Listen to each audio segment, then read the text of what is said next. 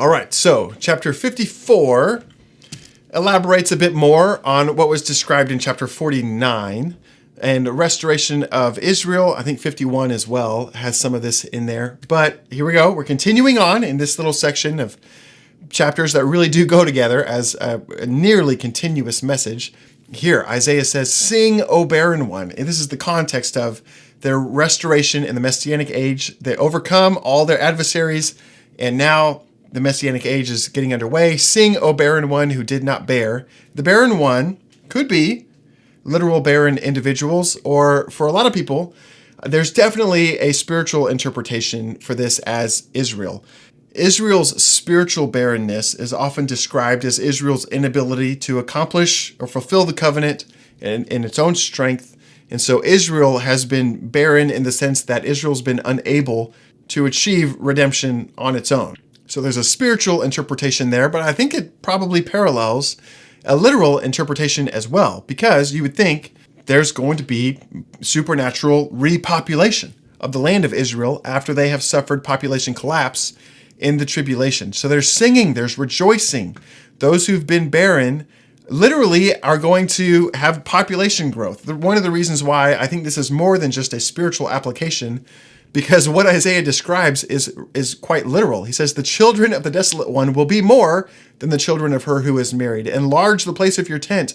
Let the curtains of your inhabitants be stretched out." Basically saying, you're in a growth season. As you get into the Messianic age, there's going to be supernatural repopulation and population growth because of childbirth, literal childbirth. But there's also the fulfillment of those spiritual promises. She's no longer spiritually barren, but she's in a season of covenant fulfillment, and all of those spiritual promises are coming to pass as well. And one of the reasons why we can favor a spiritual interpretation is because God also uses a spiritual interpretation of being widowed. This marital language is used as symbolic language for their covenant renewal, which has been consistent throughout the whole biblical narrative, dating all the way back to Moses and God's covenant on Sinai. So he says, "Fear not, and don't be ashamed, nor be confounded, and don't be in disgrace," speaking to the nation of Israel. "For you will forget the shame of your youth, and the reproach of your widowhood will be remembered no more."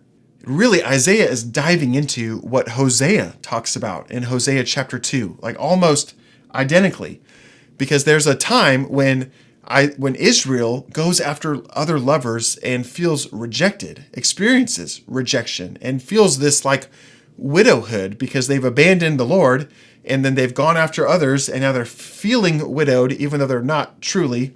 But no, there's this restoration of their circumstance that happens that the Lord describes in marital terms, much like Hosea chapter 2. "For your maker is your husband. The Lord of hosts is his name. The Holy One of Israel is your Redeemer, and the God of the whole earth he is called." And it's interesting that Redeemer and husband are often, kind of close together. Whenever the Lord mentions his identity as a husband, he also mentions his identity as Redeemer. Let's go to Hosea chapter 2 in the notes for a moment, because in Hosea 2, he describes their mother, being Israel, has played the harlot. She who conceived them has acted shamefully, for she said, "I will go after other lovers," meaning spiritual infidelity. But later on in verse 16, "And in that day, declares the Lord, you will call me my husband, and you will no longer call me my Baal." And he goes on to describe why, and part of that's the Redeemer part. And in verse 19, "I will betroth you to me forever. I will betroth you to me in righteousness and in justice and in steadfast love and mercy. I will betroth you to me in faithfulness, and you will know the Lord." Again, very parallel to what's happening here with Isaiah. And Hosea would have prophesied this just a few years before the ministry of Isaiah. It's all likelihood Isaiah would have read Hosea as he was coming up into his prophetic ministry. And here we are back in Isaiah 54. "For the Lord has called you like a wife deserted and grieved in spirit, like a wife of youth when she's been cast off and rejected." Again, very parallel with Hosea 2.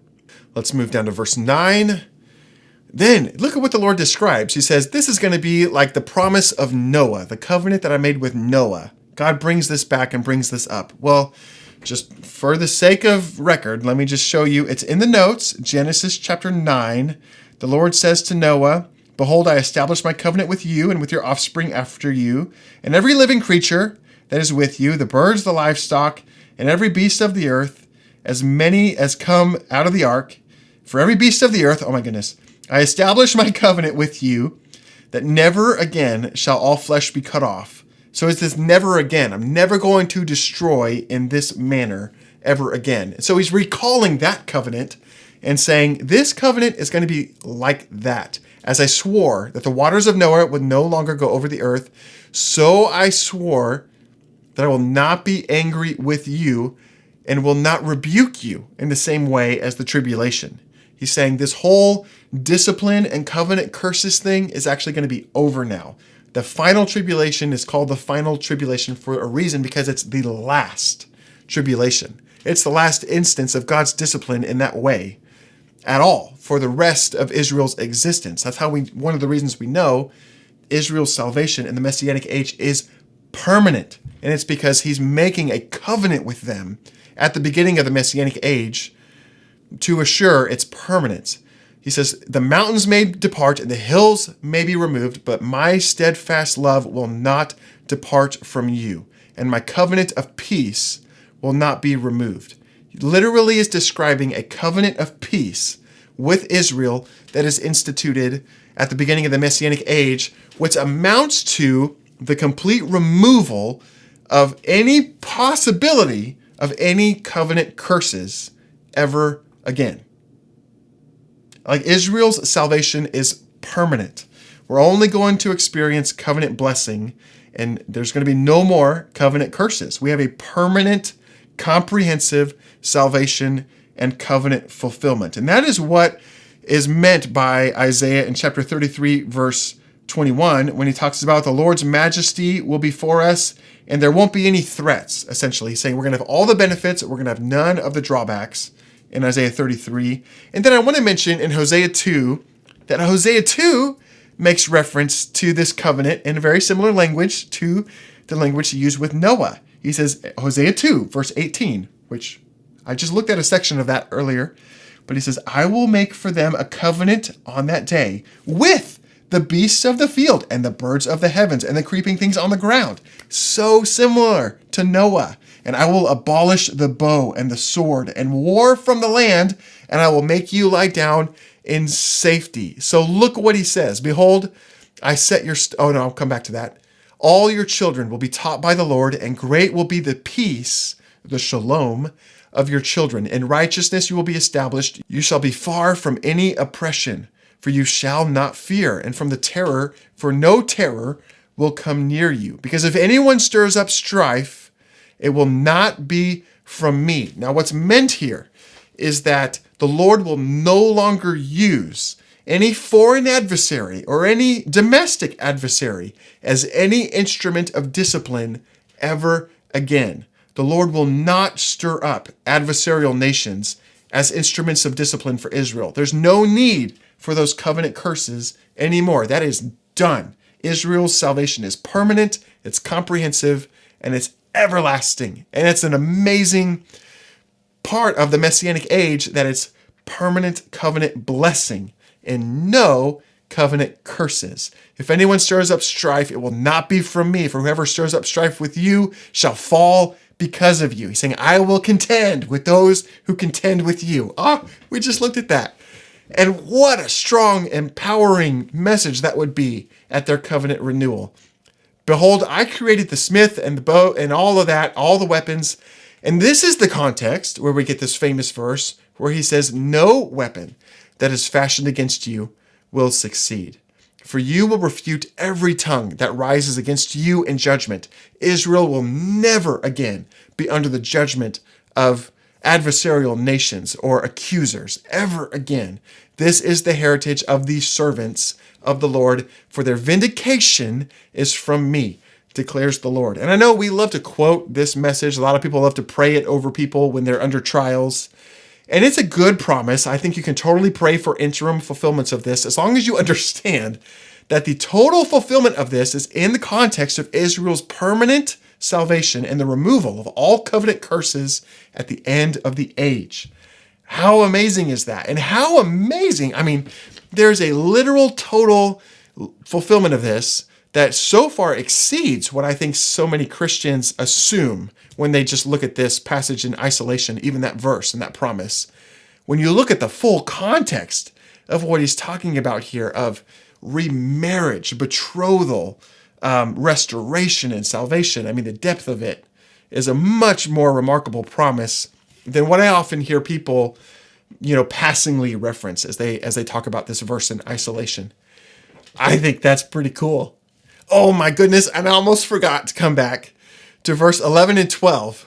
Behold, I will set your stones in antimony and your foundations in sapphires, all of that.